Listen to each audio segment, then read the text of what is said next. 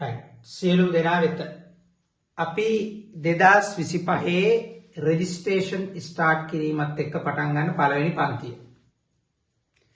එතකොට ඕගොල්ලෝ මං හිතන්නේ දැනුවත් වෙලා තියෙනවා අලුත් රෙජිස්ට්‍රේෂන් එක වෙනස් වෙලා තියෙන ටික.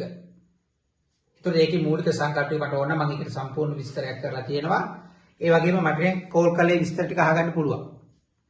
එතකොට අපි ඒකෙන් දකින මූලික වෙනස දැකලා තියෙන්නේ මේක ගොඩක් වෙලාවට ෆාමසි ට්‍රේනින් එක තුලින්ම ලබාගත යුතු විෂය කර්ම ලබාගත යුතු පාඨමාලාවක් විදිහට පත් කරලා තියෙනවා.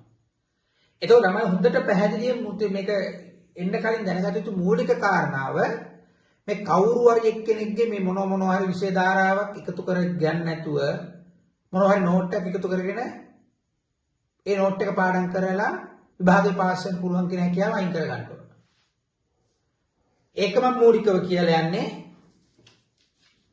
ඔයගොල්ලෝ මූලිකව ඒක මාස්ටර් ෆාමසිස්ට් ට්‍රේනින් සර්ටිෆිකේට් එකේ මාස්ටර් ෆාමසිස්ට් අස්සම් කරනකොට මේ මාස්ටර් ෆාමසිස්ට් සර්ටිෆිකේට් එක ට්‍රේනින් එක තියෙන කෙනෙක්ගේ අත්‍යවශ්‍යයි. එහෙම නැතුව වෙනත් එක උපාධි අරව හදලා තියෙනවා මේ PhD අරව මේ එහෙම අදාළ වන්නේ නැහැ.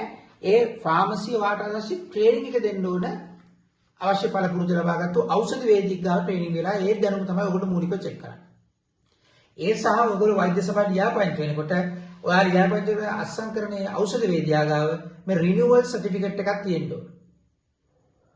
එහෙම නැතුව ෆාමසි එක වැඩ කරන්නේ නැති එහෙම ෆාමසිස්ට් උනත් එහෙම නැති ඉන්ටර්නල් ෆාමසි කෙනෙකුට කිසිවෙත් අස්සම් කරන්න බෑ. ඒක විස්තර ටික ඔයගොල්ලෝ පැහැදිලිව දැනගන්න ඕන.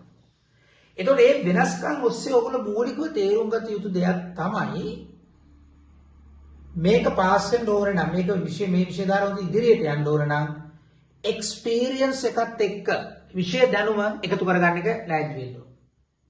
අන්න ඒ ඔස්සේ මම හැමදාම මගේ ක්ලාසස් වල හිටිය ළමයි මම දන්නවා ඇති හැම වෙලාවෙම මම බැලුවේ ඒ විෂය කරුණු කොහොමද ප්‍රැක්ටිකල් ඇප්ලයි කරගන්නේ කියන එක කතා කරන්නේ. ඒවත් එක්ක අපි අලුත් විෂය ධාරාවට අලුත්ම පන්තිය අපි ඔක්තෝබර් 11 වන සෙනසුරාදා රාත්‍රී 7ට ආරම්භ කරන්න ප්ලෑන් කරලා තියෙනවා. ඒකේ තව ඕගොල්ලෝ මේක රෙජිස්ට්‍රේෂන් ඒ පිළිබඳව විස්තරත් මම ඔක්කොම කතා කරනවා. හැමෝම පැහැදිලිව දැනගන්න ඕන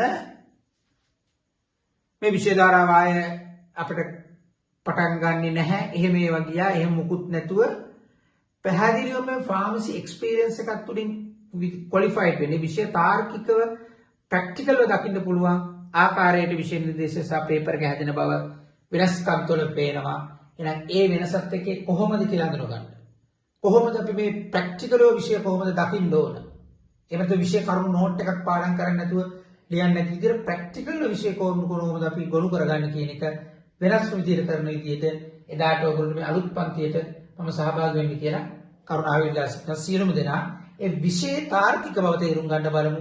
එහෙම වුණොත් මේකේ පාඩම් කරන්න නැතුව අපිට එක්සෑම් ක්වොලිෆයිඩ් වෙන්න පුළුවන්. ස්තුතියි.